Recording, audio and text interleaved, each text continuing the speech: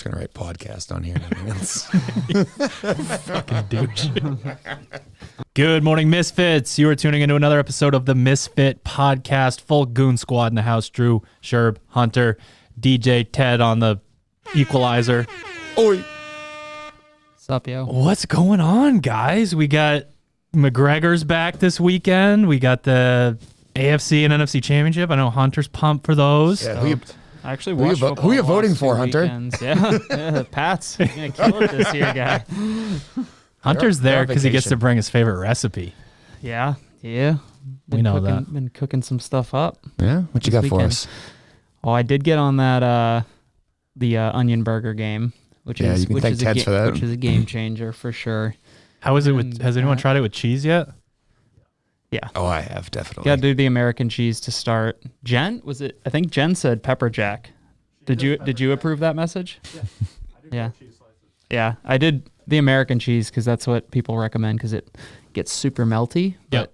I did that fancy cheese at first. Too. Yeah. It didn't melt, and then I was just like, man, this would be way better if I had like that Wendy's cheese. So there's a channel, the same people that do what's the hot wing show? Hot ones. Oh, jeez. They have on their YouTube channel, they have like this guy, Burger Scholar, and they do like the history of burgers, and they talk about all the different ones. How do I get in that academy? Just curious. Honestly, the guy for your scholarship. The guy who runs it looks like you might be able to aspire to his. All right. Yeah. And I got his email address. But they talked about the smash burger, like that's his like go-to, like the true, like you take the ball and you smash it down. We've talked about that before, but he wanted to see if he sent the idea to chefs what they would come up with, and a guy made cheddar American cheese. So he knew how to make he knew how to take the I don't even really know. It's some sort of chemical agent that you like put in that makes the cheese like all gooey like that. So he made his own version of, you basically take like cheddar cheese, whatever this fucking chemical is, and you mix it all together, like melt it, and then he put it on like a parchment sheet and cut out his own pieces because he wanted the cheddar flavor but the American like goo meltiness. He was able to make his own. Wow. Baby, it looked crazy. And you just let those things dry, you get some like homemade Cheez-Its. Basically. I don't know if I can podcast anymore. You guys are talking about cheese and burgers. I gotta go. I gotta leave. Is Mahomes playing or what? Honestly, I got Bovada's waiting for my Bitcoin back here. I really think Chad Henne's got it. He put the team on his back. He's got it. I mean, they'll be in trouble if they don't have him or if he's not. The game playing. literally shouldn't even be played. Yeah, it's Chad Henne versus. Although, fucking guy stepped up big time. I mean, he had some. It's unfortunate he took the dive and his football was in his wrong arm. Go watch some replays of the Miami Dolphins in the early terrible. 2000s and tell me Chad Henne's going to win the AFC Championship. I mean, he's got a lot. Yeah, no, that was awesome when he decided to tuck and run and dove for the first down. Although he dove and put the ball into the ground, that was a little suspect. I mean, a little rusty. I mean, when was the last time he played? 2006. I don't think he played in the 2000s. That dude was the quarterback of Michigan when I was in like high school. Yeah, it's crazy how long he's been in the league. It's one of those guys like what's the brother? One of them Sims, like Chris Sims, and then what was the other brother's name? I can't remember. I think you're mixing like McCown and Sims. Sims, that's what I'm thinking. But like they're one of those dudes who's a backup quarterback for 47 seasons in a row. Like it just somehow when someone went down, he was always thrust in the lineup. You're like, I thought you played in like 1995. How are you still backing people up? But stays healthy. He's been on ice since then. He's been on ice.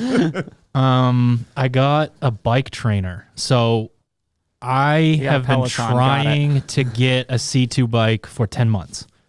And when you go to work and you got shit to do and you don't get the rogue email till 2 or 3 hours later, they're gone again every time. Yeah.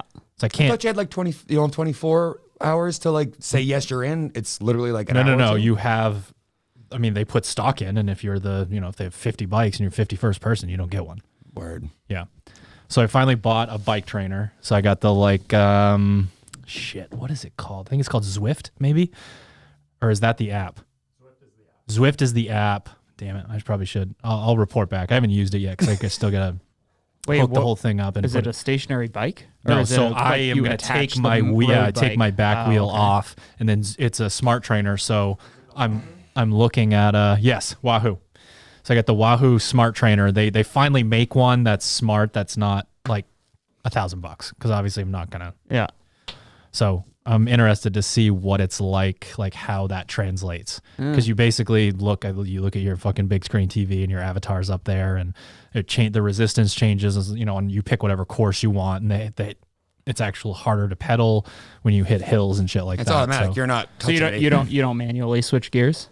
you like switch. on your bike? You can still switch gears, but the mechanism that actually turns the wheel that you're hooking into that makes sense. creates more resistance to get through that. So you have to like climb through shit. So I'll be interested to see. I know I'm more interested in the opposite of what basically probably all of our listeners are here. I wanted to get a C2 bike so that when it got warm again, I felt good on the road. Whereas people here probably want to know, if I bought one of these things, took up to my bike, would I be better on the C2? So I'll report back on that. Between that and the Power Breathe, you must be just ready to go. All this aerobic. Yeah, work. that's true. We got a lot of. You've been hitting it hard out there, guy. Getting your Out there? lifting. Yeah. Well, I'm the plan? note. What's What does the this? note say? Operation Stop Being Weak. Basically, and if anyone gives a shit, shoot me a DM and I'll tell you what I'm doing. But I'm trying to get stronger with a low back thing, sacrum thing that has been persistent for 6 years, 5 years, something like prevents that. you from any sort of heavy loading. Exactly. Like Olympic lifts and squatting are a no-go. So I'm upper body. A lot of deadlifting.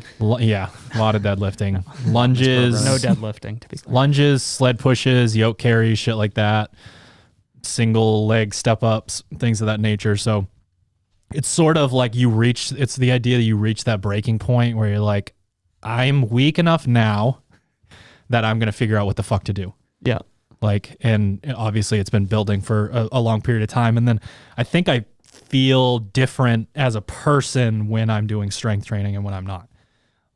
There's something about what strength training does to you. I mean, obviously there's, the hormonal response that you get, but then there's also I feel more tired after really grinding through a strength session. That's probably because I can just actually put good effort into it, whereas a Metcon I might stand around a little too much. The hormonal thing is definitely a real deal. You use multi-joints, you're going to get that, that hormone dump that you wouldn't otherwise. But that CNS demand definitely plays a direct relation into how you feel and how tired you are. And unfortunately, as great as bodyweight movements are, you've probably done 8 trillion push-ups and lunges and sit-ups and V-ups and things like that. But you just can't get necessarily the same CNS response. A lot of ab mat sit-ups. Yeah, Drew needs a ab mat scholarship. Yeah, if anybody's got an ab mat. Well, so I've made fun of ab mat sit-ups for so long that now, because I do them once a week, I try to make sure no one's around. He's got a room full of them.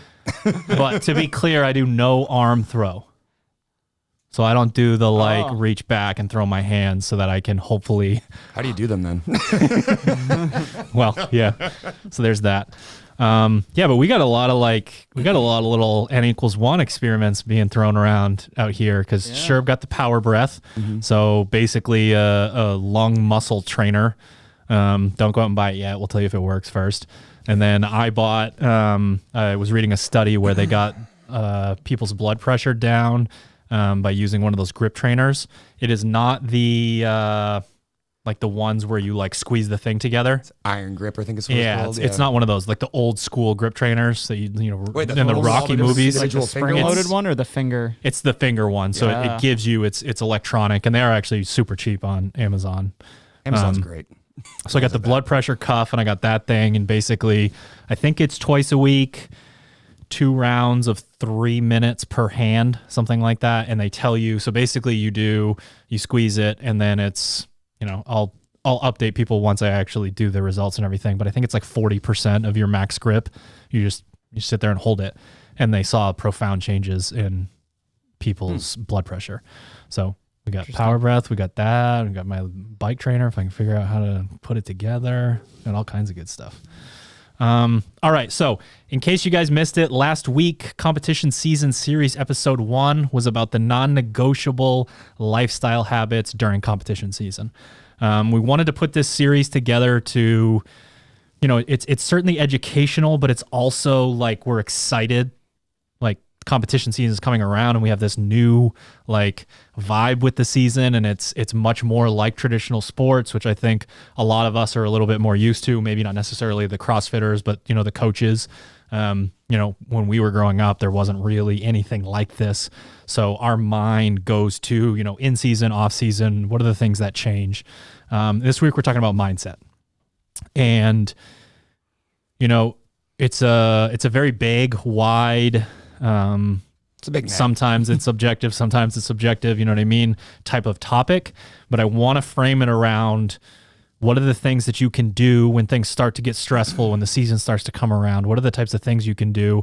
What are the sort of, habits or, sort of mental routines that you can go through that are actually going to help you move the needle? Because no offense to all our peeps out there, but we've worked with a head case or two. The reason we give a shit is because they cultivate the type of motor and strength and skill to execute, and then they can't. And again, like we've talked about this a million times, but it's like, it sucks to see. Yeah. When someone is a head case and they also don't really put their shit in, they don't really like put it in the gym, it's not that devastating. Yeah. No offense. Sort of Again, but like, so that leads me to what I think is the entire basis for even entering a good positive mindset when it comes to competition season. And that is setting clear expectations of what you think you should be doing leading up to a competition, executing on that so that you don't get there and go, what if I had, we talked about all the lifestyle stuff last week. So, go ahead and back and listen to that. What if I done this, this, and this? But also, I skipped this training session. I didn't try that hard in this one. So you have to set expectations for yourself where you can then get to a point where you're convincing yourself you actually are ready to compete, right? Like there's a lot of athletes that go through and they do everything. They check all the right boxes and then they still get there and they kind of look around and you have the, her shoulders are bigger than mine, or this person's taller and we got to do leg lifts. Like that, just all those little insecurities start to come out. Easy guy. Shots fired. That totally wasn't about you, bro.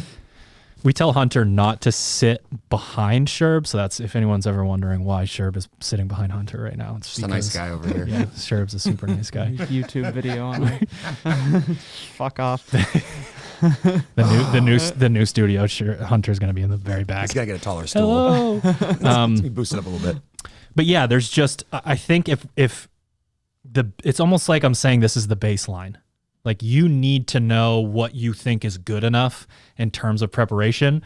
And, if you're setting unrealistic goals, you need to be talking to a coach. You need to be talking to, someone, like one of us, if you're a Misfit community member. But I think the baseline to even get into anything else that we're talking about is setting those expectations to say, I know that I did what I could to get to this point. Because outside of that, none of those things, the programming that comes out in the competition, who your competitors are, all of those other things are things that you cannot control. Yeah. I was going to say there's not a whole lot you can control in those instances, but things like your mindset and your preparation and your expectations, just kind of all things that you just alluded to, and I'm sure we'll dive into. But my first kind of thought went to, we talked about it, I think, a little bit last week, and I listened to it between then, was the podcast with Matt Frazier on Darren Woodson, yep. Right?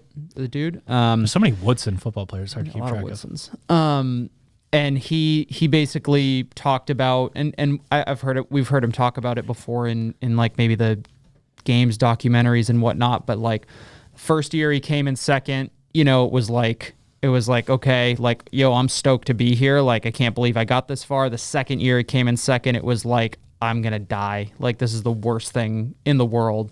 But when he looked back, it was like, well, no shit, this is why I deserve to come in second. Like my nutrition, like I was getting away, or I was trying to get away with things, basically, with my nutrition and training, and kind of just trying to do like not the bare minimum, but there were other things that were in his control that he wasn't doing, that he said, okay, if I don't dial this shit in next year, or if I do dial this shit in next year and I still come in second, I'll be proud of that result because of the work that I put in. I knew that I did everything in my power to put myself in a position to succeed. My expectations based on my previous results are that I'm going to fucking win the CrossFit Games.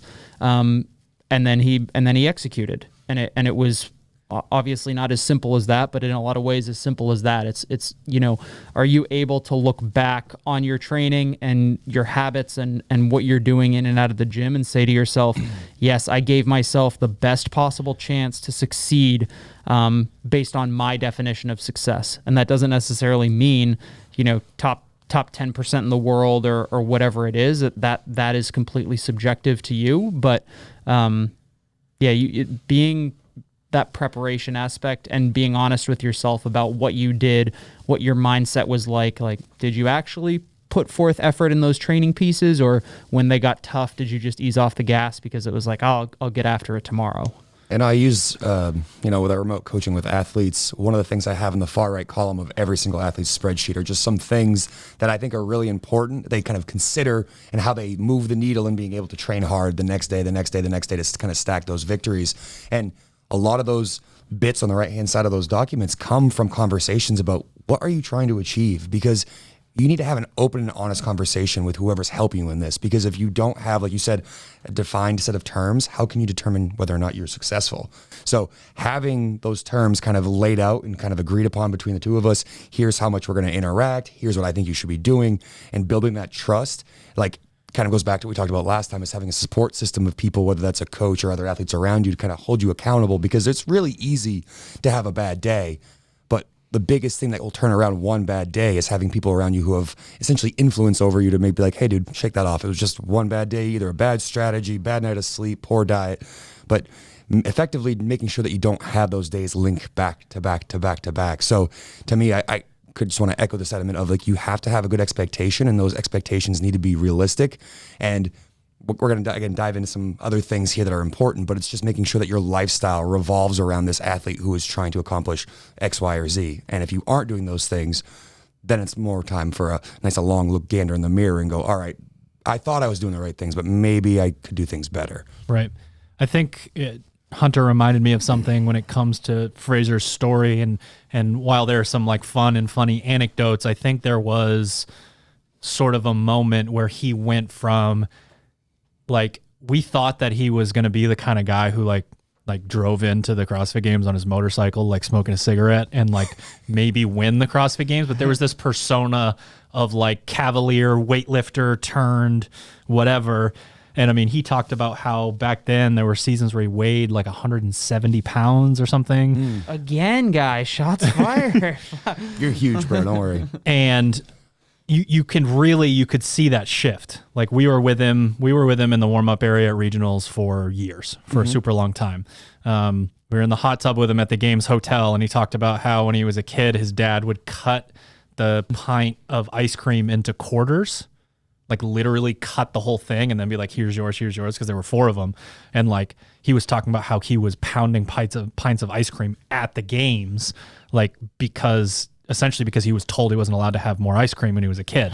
And you could just see that shift. And I think that there's something to that. I think we've probably all gone through it by now, but just that shift from it's a really easy to make jokes out of all of these things and have that cavalier attitude as a defense mechanism, rather than being I'm going to accept all of the responsibility on my shoulders and I'm going to be the one who moves the needle here. I'm going to be the one who makes the decision. Is it cool to eat whatever, more salads or whatever? No, probably not. Is it cool to win the CrossFit Games? Yeah, that's really fucking cool. So to me, I remember seeing that shift both on just the level where we were able to see him in the back. He went from, joking around and being that guy to laser focus. He was scary back there the last couple of years that he was in the East, when he was coming basically in first in every single event. And I think there's something about that. I think there's something, again, about maybe maturing and getting past, again, the cavalier attitude of, well, if I leave these other things off the table, I might have an excuse that I can put out there. And obviously he doesn't need any anymore. To me, it just kind of reminds me of like being obviously a young male and just being like anti-establishment or anti this, that, or the other thing. And I'll figure it out. I know what the right way is. And unfortunately, I feel like this journey happens for almost everybody in some regard, where you are completely in one direction and over time things eroded at that strong conviction and you slowly started to see the other side of that coin. You're like, all right, well, like I don't have to be all in on this. I'm going to eat Ben and Jerry's and smoke cigarettes and, dip all day, ride motorcycles, and all of a sudden I'll be a CrossFit Games champion. That's like not what we're saying. To be clear, riding motorcycles is not unhealthy. It's just cool looking. If you don't wear a helmet, maybe. I don't know. Anyways, regardless here is that people will kind of attach themselves to one way. Like, fuck all the people that come before me. I'll show them, you can do this, you can do this. And unfortunately, we all take our lumps and learn our lessons, and it starts to bring us back to what's more like neutral or in the opposite direction where you started. And I do think there's a little bit of like maturity that occurs over failures. And it's nice that he's kind of putting it out there and saying, listen, I thought I could do this. I could be the one to show you that it's not the case. I can out-train a bad diet. I can do this. Yeah. I can do this. And then he didn't. And then what did he do? He made that one area of his life where maybe he wasn't sleeping as much or, decided he was going to be a full-time engineer and not eat Ben and Jerry's every single night and look at results. So that the big message here is like sometimes you can feel very strongly about something, but we don't want you to jump on one single team. Look at it and say, all right, could I do something that's in the middle there that could kind of move the needle in the direction I'm trying to go? Because being all in one mindset and not being willing to at least listen is extremely immature, and it's not going to lead you to your goals. So being able to kind of hear both sides of the argument or synthesize all of the information and then living somewhere in the middle there, I think is a really valuable lesson. And it comes honestly through time and taking your lumps. Yeah. With the current like political climate, I'm not super inclined to go into what maybe believing in one thing or the other does to your maybe scope of ideas that you can entertain. But there is a really awesome essay by a guy named Paul Graham. It's very short for anyone out there that doesn't like to read, called Keep Your Identity Small. And there's just really something to the idea that if you are one of those people that attaches so many different things to your identity, I am this, I do that, this is me, and you really kind of wear it on your sleeve and put it out there, your world of possibilities gets narrowed down, right? Like you cannot, I am this is the only thing I do in this category, this is the only thing, I don't do this, I'm not that. Like if you create those hard and fast rules for yourself, it can be very challenging to grow. You're creating limitations. Right. You don't, there's all this whole entire universe out there and you have essentially constricted that idea. So to get back to the beginning, we're saying you need to make sure that you are prepared based on your standards, right? If you're not and the insecurity bug runs wild, we'll work with it in that moment. If I'm your coach, I've been, at competitions with athletes who are as prepared as they could possibly be and a bunch that weren't. We're not going to, not hang out with you anymore or not work with you anymore. But when you have an athlete that has checked off all the right boxes and that insecurity bug is still there, like what's the path to not getting to that place? Like, I don't think it starts competition day is one of the things. Like no. the conversations that I've had with athletes that I can tell are heading down that path, even though they are actually ready. Like to me, those things need to start earlier. I think the first thing to kind of recognize is that we all deal with those insecurities and anxieties, but some of us allow them to kind of paralyze ourselves and some of us kind of, push through it. I think honestly, like the best step when you have something like that kind of holding over you is to take a step back and ask, like, why are you giving this thing power? Like, why are you allowing this one, situation? Let's talk like regionals in the past or sanctionals of the CrossFit Games or the Open. Why are they holding you back? And if you can take the time to just kind of talk through that, I really do think that's a lesson in, understanding that they are always going to be something that's outside of your control. But if you've done everything you can up to that point and you can be proud of your effort, that is the starting point. Because a lot of times we have athletes who come to us and are like, I want to be a CrossFit Games athlete this year. And you're like, that's not how this works. Like we've got a couple of years of work to kind of work into this, but we can start and make noticeable improvement in 1 year and then stack a win on top of that, make noticeable improvement the following year. And before you know it, you have someone who's walking through your doors in the afternoon looking for a beginner's class trying to qualify for the CrossFit Games. So for me, it's just about taking the time to kind of step back and say, why are these things creating this anxiety, and kind of looking to understand it a bit more. Because again, if you're just like, well, I'm just not good at wall balls, or I'm just not good at rowing, or this is going to keep me out of it because I can't walk on my hands 50 feet, I'm broken. Those are limitations you're putting yourself right now. They don't necessarily going to be there, 6 months from now, a year from now, 2 years from now. And if you can find the ways to work through those with either a coach or a peer or a training partner, you're going to find that all these like limitations you're putting on yourself are just self-imposed things that you could 100% work through if you just give yourself the time to figure out what is the real reason why you can't figure these things out yet.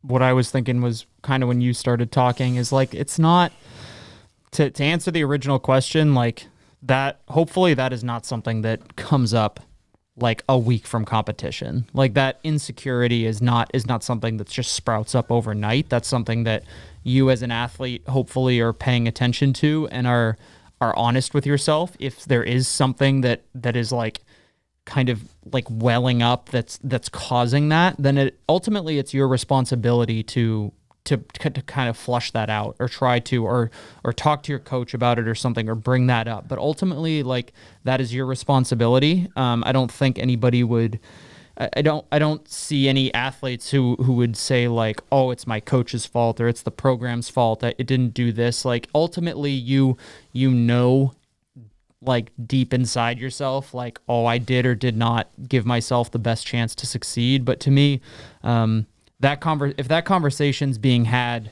any later than like, when the season starts, like we miss the boat on something. So I think there's that element. And then there's also just the element of being disciplined and kind of sticking with the plan that you've either laid out or worked with your coach on, because ultimately kind of discipline is kind of freedom, in the sense that like, if you hold yourself to that plan and you have the discipline and kind of trust in the execution of the plan, then hopefully you don't ever need to even get to that point. For me, like that is the scenario that you presented. I understand it's just for the sake of the conversation, but that's not a realistic thing, like that, or it shouldn't be. And if it is, something went wrong a while ago.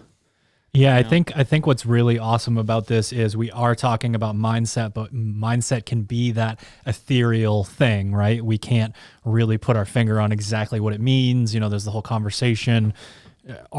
Is mental toughness an actual thing? Like there's so much to this that lives in a gray area. But when you know that, like, doing everything that you can and checking off boxes that are extremely, like black and white, like I did this or I didn't, I put the effort in or I didn't. When you can go back to the things that you can really feel like you're doing, exercising, doing all the lifestyle stuff we talked about last week, knowing that that's going to cultivate the beginning, the baseline, the bedrock of an excellent mindset, that should be freeing to an athlete. Knowing the harder they work, the less likely they are to get somewhere and go, start to go through those what ifs. And I also think it's really important that you brought up that even if you have a coach, they need to know that you're feeling this way, right? Yeah. The responsibility is there. Now, afterwards, the coach should start to pick up on patterns and start to work with you. But if you are living with this like self-doubt, anxiety monster that no one knows about, like, it's going to fester on its own. It's like a fungus. It'll get worse. It's going to grow in the dark. And it's one of those things where you could be a quick conversation where someone's like, bitch, please. Like, yeah, you crush this category, blah, blah, blah, whatever. Like, I can tell how gritty you are out there, like that kind of thing. You could clear a lot of that up a lot of times super quick. And then that person knows, hey, this, every once in a while, like, so-and-so trains by themselves all the time. They don't get an attaboy like ever, or they don't really cut themselves slack ever. Like, they need to be told this kind of thing. And odds are, like, if it's kind of, if you're an athlete who genuinely believes, like, yeah, I have done this preparation, I have done everything that I need to do, and there's like that little bit of whatever it is that's kind of eating at you, you probably just need either the coach or somebody to just kind of kick you in the ass and tell you to shut up. Like, you're fine. Yeah. Like, you are prepared. You're ready to go. oh, what do you mean you lost to so and so in the workout? I love having those conversations with people, because it's like I did so poorly in this very specific workout at this very specific time in this very specific scenario with this very specific but uncalculatable number of variables that could have fucked up my training day. And so in the meantime is having like, they just had a great day. They just got a bunch of good news at work. They slept like a baby, like they're fucking ready to go, and they set the world on fire in a workout. And you're comparing yourself against them, which even though you wax them in every competition you've ever done. Yeah, exactly. It's like it's like, see that a lot. But it's easy as the athlete to just see like we are much more attuned to the things that we're not good at than the things that we are good at, and I think it's super normal to say to have that kind of reaction. But that's where either just being really self-aware, which is certainly difficult to do while also being an extremely good athlete, or just having somebody else to be like, okay, like, hold on, I'm going to pluck you out of your tunnel that you're clearly in right now. Let's take a step back. Let's look out, like, poke your head out of your fighting hole here and be like, oh yeah, like everything's fine. Well, you were just saying it a couple minutes ago too about like Fraser early on, like joking and hanging out back, and then all of a sudden there's a mindset shift, and all of a sudden he's dead serious. Like, if you're allowing that extra noise to come into your space and make a change in you, positive, negative, why would you allow that to happen? Like, talking about that, like, one specific training piece. And I think, one thing that's really great with a lot of athletes who are starting to see the writing on the wall, it's like, it's fun to compare scores, like definitely still fun to talk junk. And like, even the post we just made about 21.5, obviously there's a little bit of our back and forth, but there are other athletes talking to one another, like, I'm going to beat you in this, there's burpees, I'm going to beat you in that, there's wall balls, I got good muscle ups, you have bad muscle ups. And it's fun to create some sort of like, like engagement around the workout, because it, want to hook you back in. But at the end of the day, athletes all have very specific things they're going to work on. The accountability is to get you to the workout. Exactly. And to get you to put the effort into the workout. It's got nothing to do with the fucking other side. Yeah. It's fun to joke about, but it just doesn't. And you just, well, I was trying to go with that is that don't let those little things, like Hunter said, that person was the fittest person on February 3rd, 2009 at 3 p.m. in the afternoon. They beat me at this workout. Like, if that's all you take from the workout, that's a shame. And I know we talk about it all the time, that like, that's just one element to what happened in that day. How did you address your footwork? How did you throw the wall ball? All these other things that could have potentially affect you in the workout. And then all outside of that, all the lifestyle things that could potentially have an influence.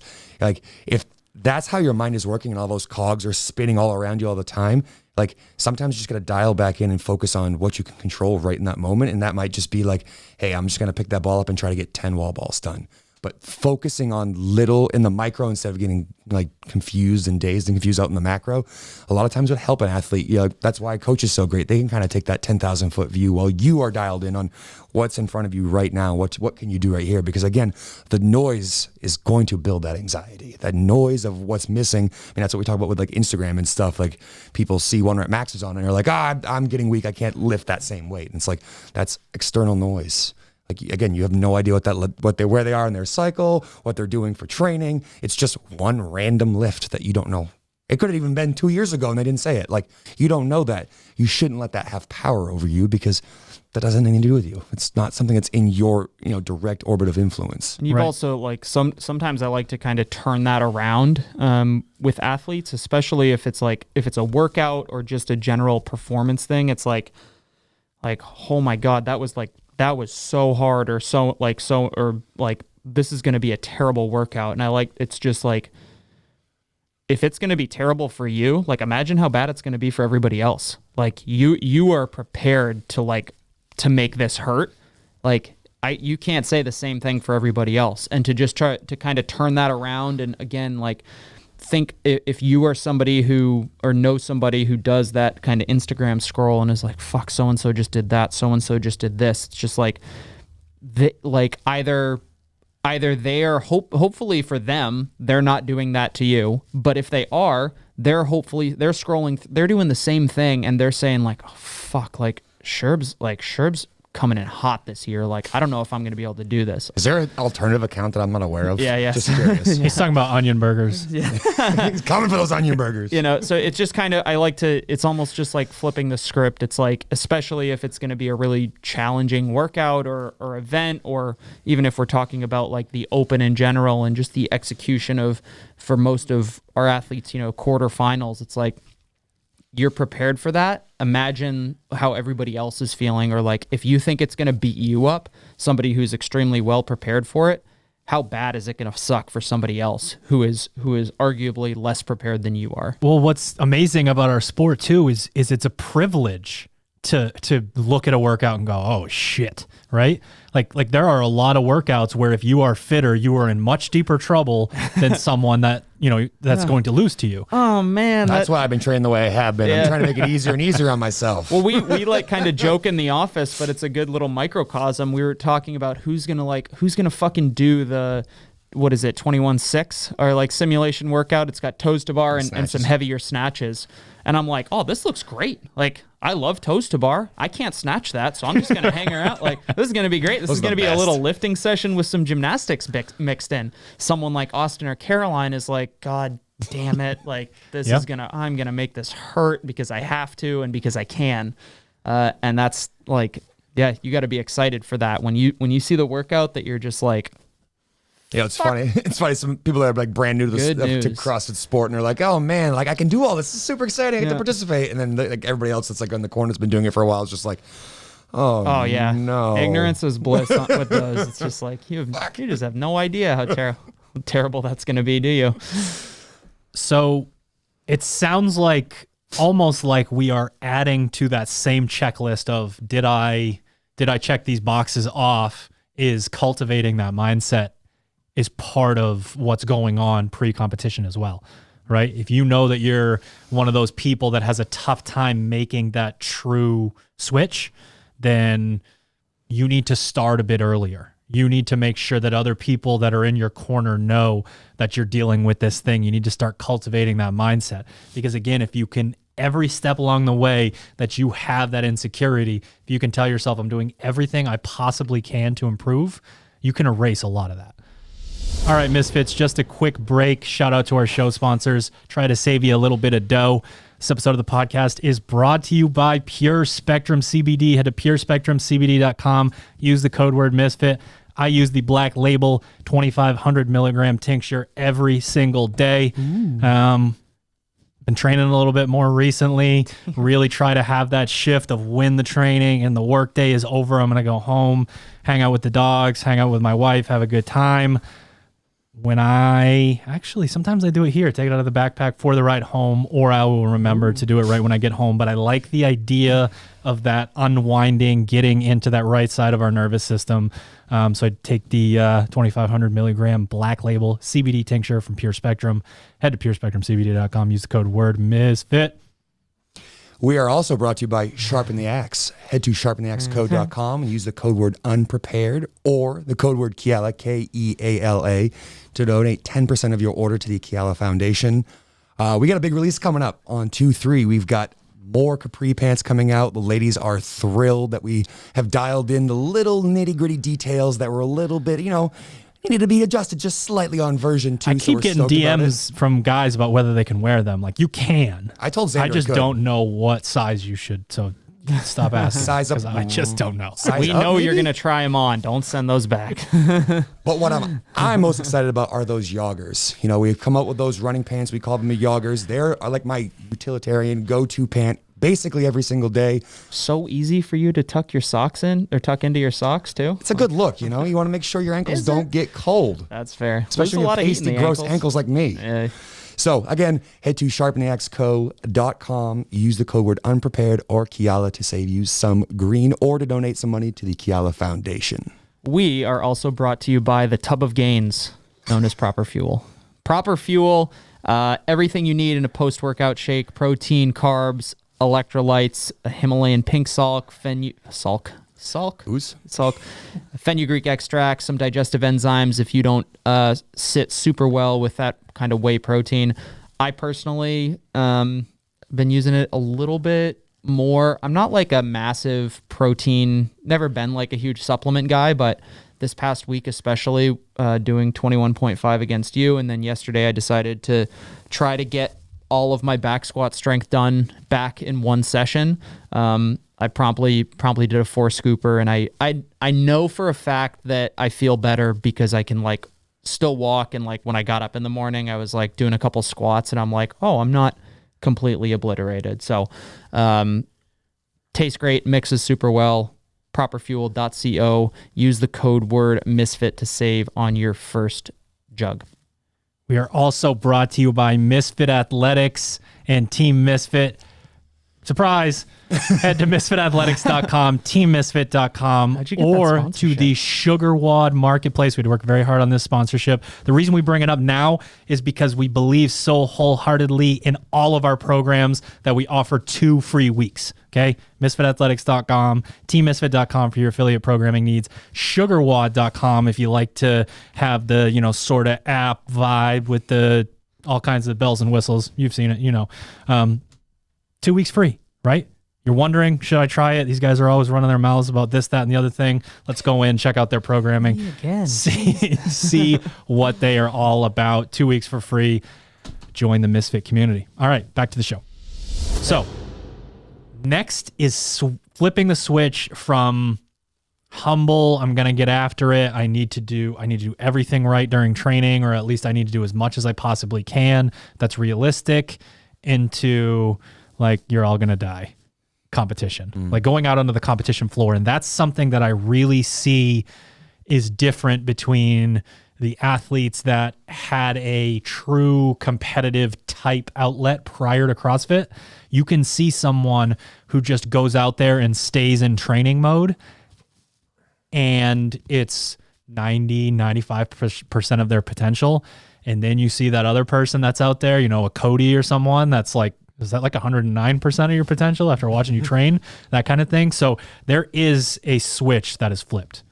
Humility is an amazing, beautiful thing when it comes to training, but those same people that check off every box bring that humility onto the competition floor, and it just does not work. We talk about the difference between training and testing all the time, and that applies to mindset as well. You have to be able to go out and take what's yours. And if you think that you've done everything in your power, you have had those days where you were scared that you're going so slow that so-and-so is going to pass you, or you're going on social media and you see something that you've done, a Misfit training piece, and then all of a sudden someone puts out a time that's 30 seconds faster, and you're just like, God, I have no fucking way. How could that be possible? How did that happen? So that you go back the next day and you keep training, knowing that you got to keep putting the work in.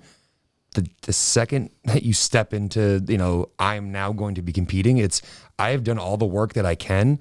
Worrying about what else that could have been done is wasted effort and wasted energy. It's now time to flip that switch and say, all right, let's see what I'm capable of. And I know athletes love to, talk shit on social media and compare scores with one another.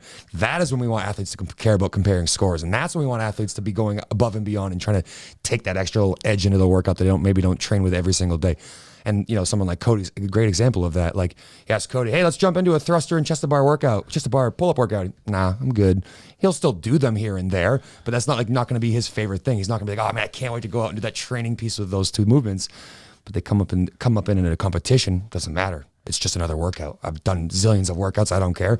I'm going to go take this because I think I can. And having that little bit of balancing the ego with some humility. He's like, why does Drew deserve to win this workout? Or why does so-and-so deserve to win this workout? I could just as well win this thing. So you got to let me win one every once in a while. Jeez. Has he ever?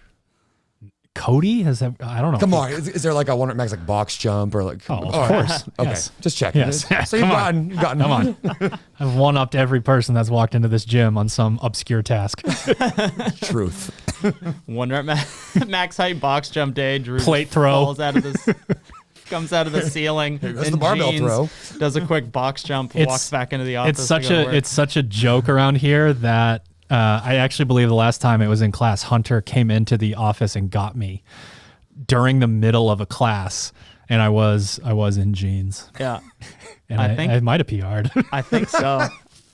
Yeah, the boxes were out the back by the GHDs, right? Yeah. It was like a seated box jump, and yep. was it Good times? Yeah, that was good. That was great. Yeah, what I thought of is kind of, we talked about it last episode, and it's just the general kind of ebb and flow of training that's needed to train at a high level. If you're always training at 100 miles an hour, you're never training at 100 miles an hour. You need that ebb and flow so that you have the ability to slow down when you need to, and then you have the ability to go hard when you need to. And I don't mean that within the context of like a 20-minute AMRAP, like slowing down and then speeding up at the end. I'm talking like like over the course of the season. Like you need those ebbs and flows, and hopefully you've prepared in such a way that hitting that peak during, like, not only during competition, but you have the ability to turn that on for the specific workout that you're about to do is super important. And you do have to have, we've talked about it, you have to be willing, you have to be able to flip that switch. Like, yes, a humble competitor is certainly is like, we want that mindset, we want that type of person, because I don't think any like true dickhead has ever like really, really succeeded. I guess like Michael Jordan in a way, but the point is that you can turn that on and you have to be able to turn that on and off. You can't be a prick all the time, but you have to be willing to kind of do that when it's a game time mode or game time. Well, what's important here is one of the things I wanted to talk about today is athletes knowing when to be on and off. Yeah. There are different brands of on. Okay. Like you learn very quickly what an athlete needs from a coach during training and what they need from a coach in a competition could not be more different. Oh yeah. Like I'm thinking back. So take Cody, for instance. Cody wants to like talk about the warm up and hang out. Cody does not want a rah-rah speech. Cody is sizing up people secretly in the warm up area. Like, no, you don't have a chance. You don't have like you can see it on his face, but he's not. It's weird. He doesn't have an intense nature about him, but it's so outside of his usual personality that you get something's different. It's bubbling below the surface. I feel like it's a great way to describe it. Like you could tell he's ready, but he's not going to be doing the pumping up, smashing his chest kind of deal. And then you've got, the very first interaction that I ever had with Paige Semenza. She was going into was it thrusters and rope climbs was the final that year? Yep. Yeah. At regionals. And I don't think I've ever talked to someone in a moment where they had a make or break workout where they weren't a bit kind of erratic. You know what I mean? Yeah. Different versions of erratic. She was like, let's fucking go. This is awesome.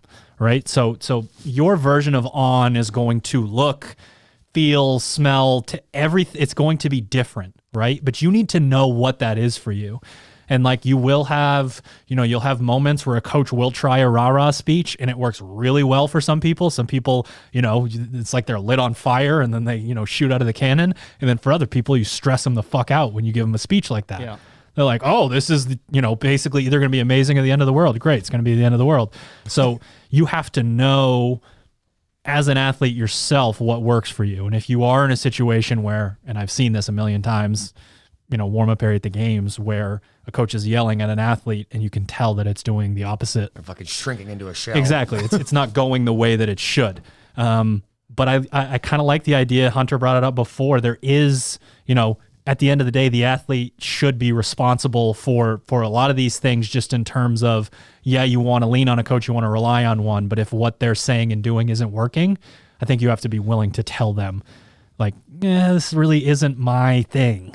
Like, I'm not the rah-rah person, or I am the rah-rah person. And that's on the coach too. I don't obviously, yes, we always want the athlete to have that responsibility because ultimately you get the. I just mean in a scenario maybe where they're faking it, where they're like, yes, this is great. And then coach walks away and they're like, all right. They're just like, fuck, that didn't help at all. Yeah. I think you just have to know what kind of pushes you into that like killer instinct mode. Yes. And that your killer instinct might be a more like reserved kind of Cody, just like killing you with his eyes sort of thing. Other people, you might be smashing your head against the wall in the corner, like getting ready to run through it. So, right. But you just have to have the on and off switch. And if you don't practice that to a certain degree in training, that's a large reason why we have those like test and retest and primer weeks. Like that is that is a learned skill. That's not Absolutely. something like you can only like hope and rely on adrenaline for so long, or just like hope that it's going to show up when you need it.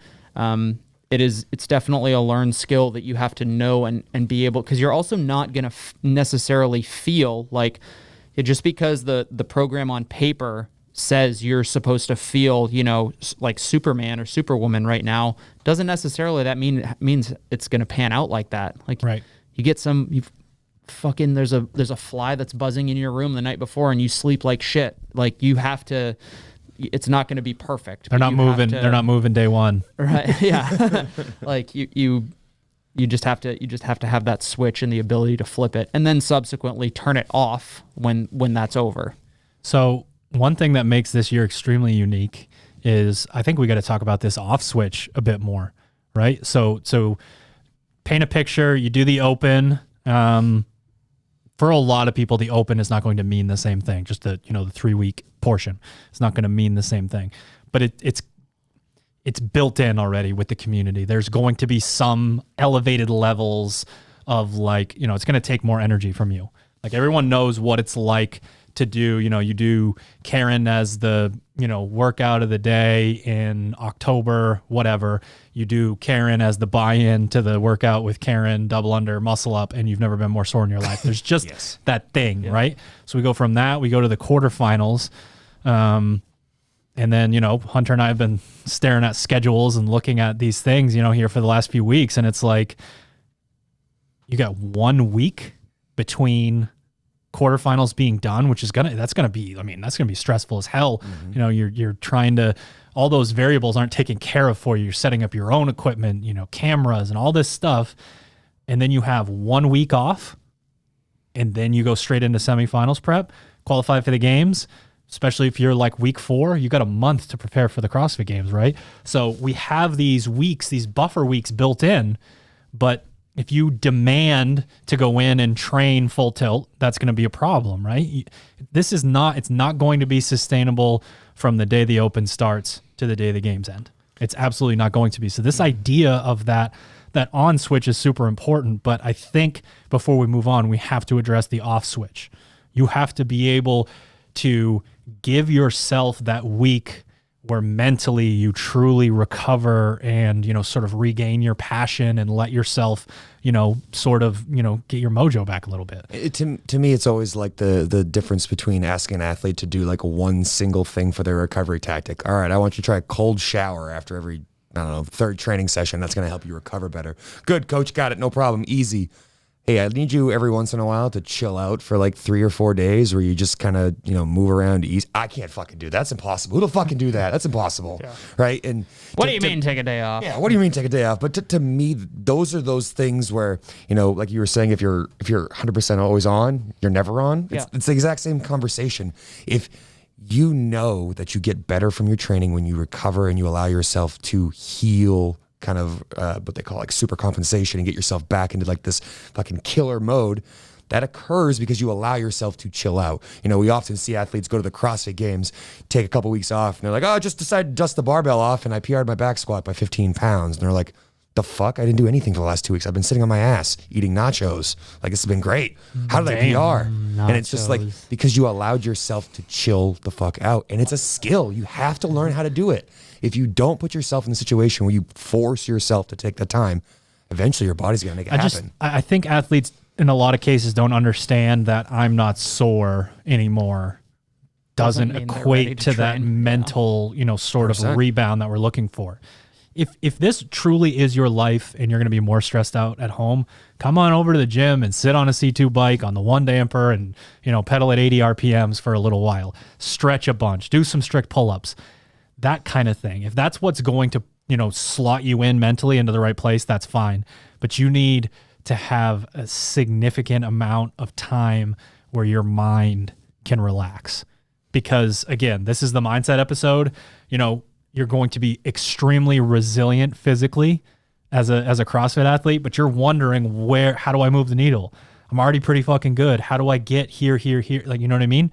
So you need to figure out what it takes to develop the sort of mindset, which I think includes those spaces where you're letting yourself recover mentally, that you got to figure out how to do that for yourself so that you can, put the foot on the gas pedal again. The one thing that kind of stood out to me when we were just like kicking this topic off is like, how do we deal with this? Athlete's going to be stressed, anxious. And one of my favorite strategies to tell athletes is like, there's got to be something else you like to do besides exercise, right? There's got to be something that you find enjoyable.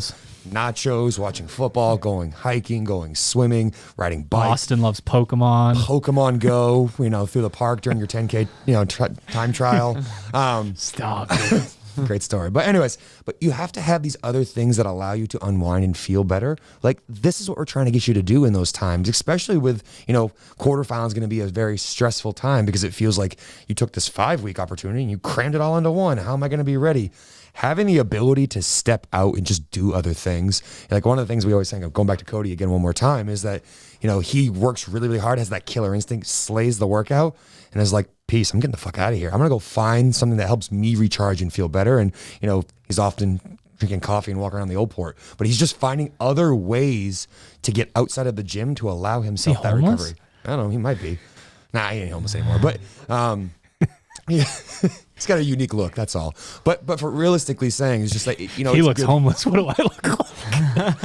Handsome. Thank you. Handsome. A handsome lady. Again, having other things outside of training that you enjoy doing to relieve stress is the only thing I was going to add to this. Like, if you haven't figured that out, maybe it's a little short timeline for this season, but try to use this time to figure out what other things you enjoy doing. Is it reading? Is it swimming? Whatever it is, have that go-to activity so that when you get into that like ball of stress, I like puzzles. Puzzles are great. And you get into that situation, dive into that for a second. Allow yourself to kind of unplug for a moment. And then a lot of times these like big, terrible problems you have, you can work through them in your mind and they're actually not that insurmountable, but it does take some time away from the problem to let that reflection actually occur. True. All right, let's talk about classifying what would be the exact same feeling for an athlete. One of them knows it's adrenaline and one of them calls it anxiety.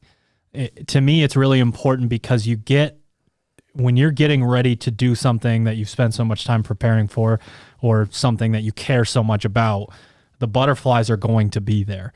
And to me, that has always personally felt like a sign that this is going to be fucking cool. This is going to be great. To a lot of athletes, that feels like, can I not do this? Like they start to, again, get hit by that insecurity bug.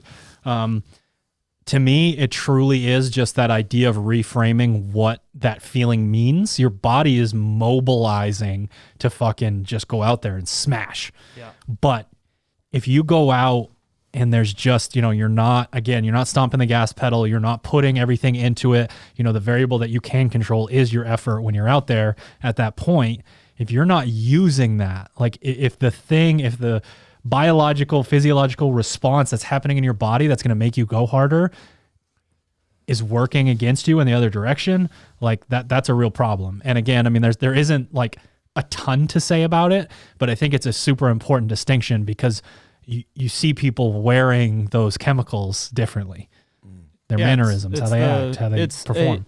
If you just kind of take it back to maybe the first time that you stepped in a gym and you had that anxiety and that nervousness, and that was a level of, I would argue that's a result of kind of the unknown, whereas you as a more mature, developed athlete, now hopefully you can identify that as, or at least think to yourself, like, there's almost nothing that can be thrown at me that isn't, to at least a certain degree, known or expected, or at least the very least something that I've done before, and have that experience to kind of to use to push me forward. And then I would agree. I think it's just a lot of, again, probably a conversation with a coach or a fellow training partner, someone who kind of knows you and is maybe, kind of helping Sherpa you toward your goals, but understanding that as somebody who is experienced, like you should be confident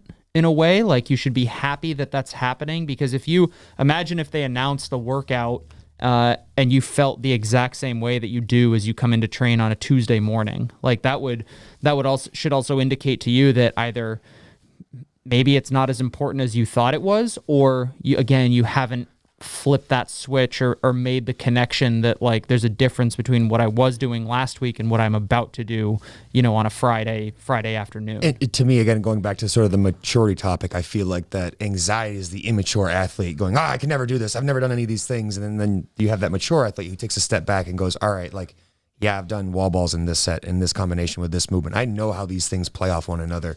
To me, it just feels like very reactionary versus taking time to be like, all right, like, let me process this first before I like outwardly show the emotions on my face. And before I go out into the gym and have one people wondering whether or not I'm gonna be able to do this or not, I take a few minutes for myself and go, all right, how have I done this before? I've been in a 13-minute AMRAP. I've done these movements together. I know how this feels. I know in the last 4 minutes, I'm going to have to keep my rounds consistent. That's going to be challenging, but I've done this other piece again, in the past, that experience, I can draw upon it. So to me, it's just taking the time to process these things because, one thing that you and I have talked about, me specifically, I'm a very reactionary person. Like something happens, my instinct is to have the impulse right there, but taking the time to actually step back and go, all right, like, let me work through this, more often than not, completely rids me of any type of anxiety that I had prior to whatever the topic was. So to me, it's just taking the extra time to think about what the problem actually is or what you think the problem is and giving yourself the time to kind of work through that. It's also not to say that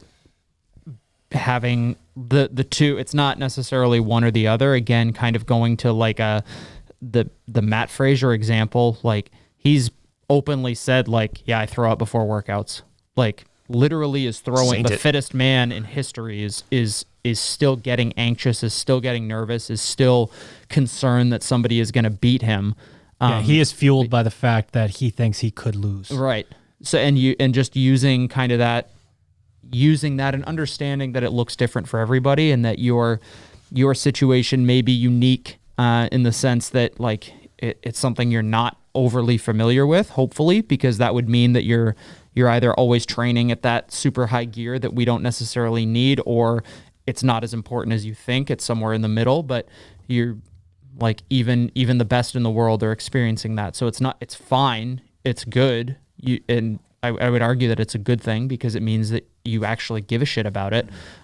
But that doesn't necessarily mean it's like a bad thing. Right. And I love these examples, when we're talking about all these different athletes because while it is kind of badass to be like, I'm nervous because I might lose to anyone, but like, listening to someone like Katrin talk about how she knows that the only variable left is her effort.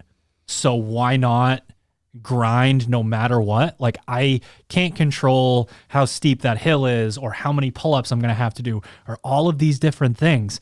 But she's accepted it before the test is even announced and knows if I understand a little bit deeper than all the other athletes that my effort is my effort and my attitude, the only things that I can control, then I am at an advantage no matter what, right? And you love to run this year. Yeah, and you love to see stuff like that. And I think one of the ways that we often put a period on topics like this is we talk about how to personalize it or maybe what action items are. And there's just this piece of knowing yourself as an athlete. And before the competition shows up, digging into the good, the bad, the ugly, what are my strengths? What are my weaknesses?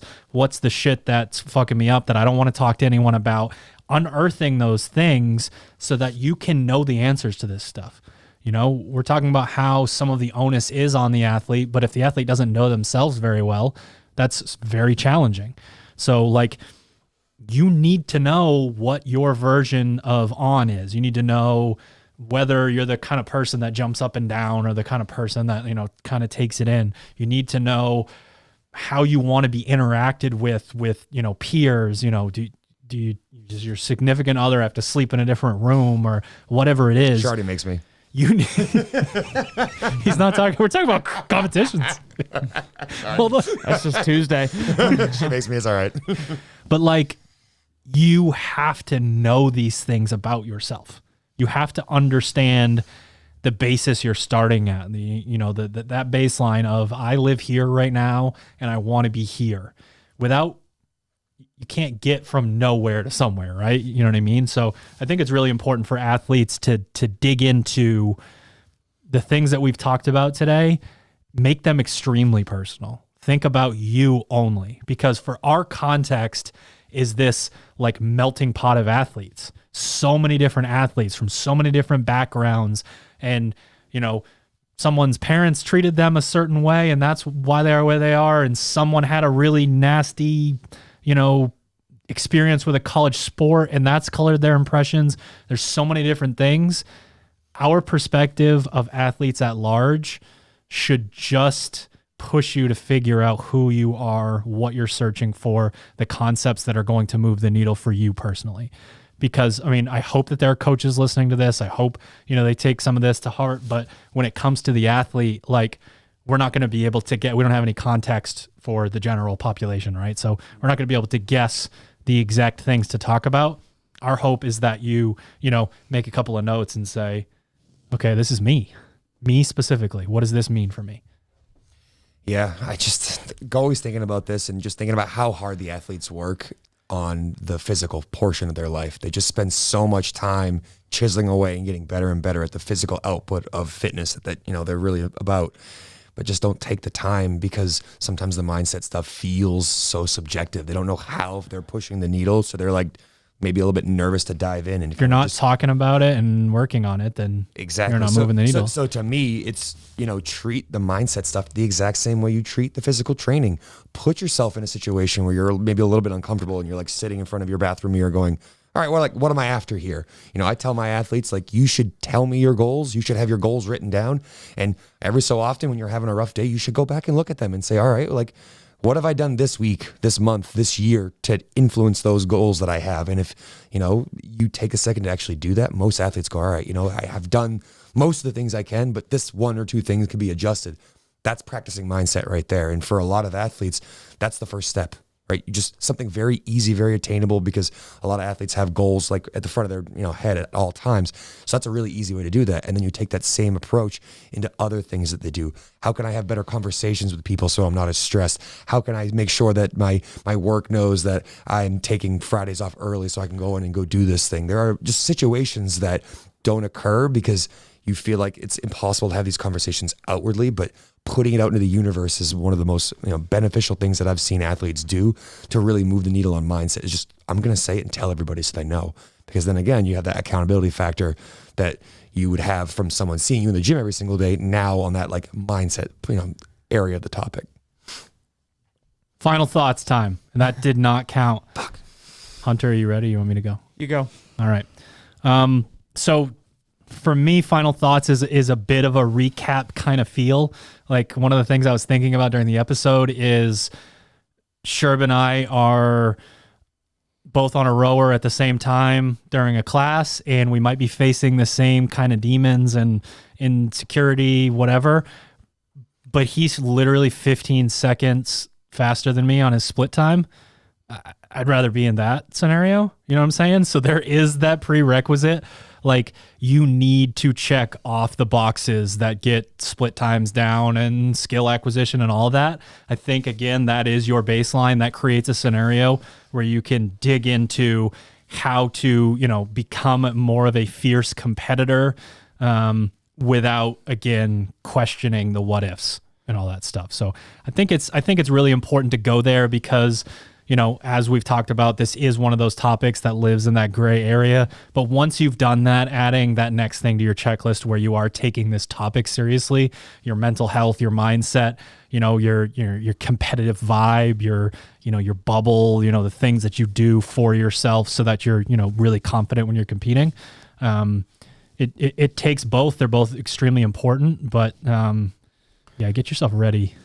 Yeah, I was going to say mine is that the prerequisite for all of this is the preparation itself. You can't go into a competition or into the open and say to yourself, I'm gonna let adrenaline carry me through with something that I've never done before, at least have no idea what I'm about to encounter. You're not gonna will yourself to a 50-pound PR in a lift that, you know, is obviously not gonna happen.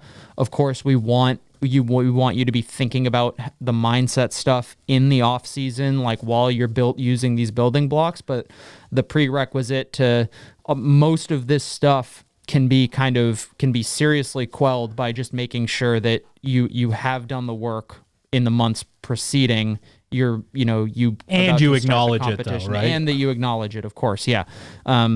Again, if we were introducing all of these concepts to you and you're just like, fuck, that makes me nervous. Oh no, I didn't do that. I didn't do this. I didn't do that. Well, then we need to take a step back and reevaluate the preparation that went and that got us to this point. Yeah. And so the prep being prepared ahead of time is kind of the prerequisite to setting yourself up to succeed when we're talking about preparing for competition. One thing we've kind of sort of referenced over and over again are these athletes who have a lot of success. And one thing that these athletes all have is a stable of people who give them support that they need. And, I listened to that podcast with Matt as well. And he's like, I had to ask his fiance to do, he said like 90% of the body work that he needs done. He has someone like FaceTime in, show her how to do it. And then he asks her to do it to him. So like my thing here is don't be afraid to ask for help. Right? A lot of these things feel like personal problems, and you can magnify them and make them worse by staying in your own head and not going out into the universe and saying, can someone who knows a little bit more of this topic help me in some regard? So going out there and asking for help if you're struggling with one of these topics or not figuring out, like, how do I know if I'm more of an adrenaline-based athlete or if I'm more of an anxiety-based athlete? Like, you will learn these things through conversation. So just, I said, put it out into the universe, ask for help, get that help. And as you cultivate it more and more, you may not need all those side conversations you had before or that as big a support team as you did when you started, but you can figure out what works for you. And you would never essentially take that step if you've never asked for help to begin with. So for me, it's just go out there and ask for help if you are struggling with figuring out how to best address this. Yeah. And a big part of that too is going back to episode 1 of this series and don't be a dick, right? Yep. You know what I mean? Like if you're out there and you've got that, sort of humble tone and whatever, people are going to want to help you. Absolutely. Like, that's definitely what we've found. Final thing, if my math is correct, my article Marathon Mindset is out when this is released. A lot of stuff in there again about thinking, just in terms of how to take a full step back and look at the big picture, as opposed to, like, you guys alluded to, if you sucked on a Tuesday in October, no one cares. That'll be at misfitathletics.com. Click on the articles tab.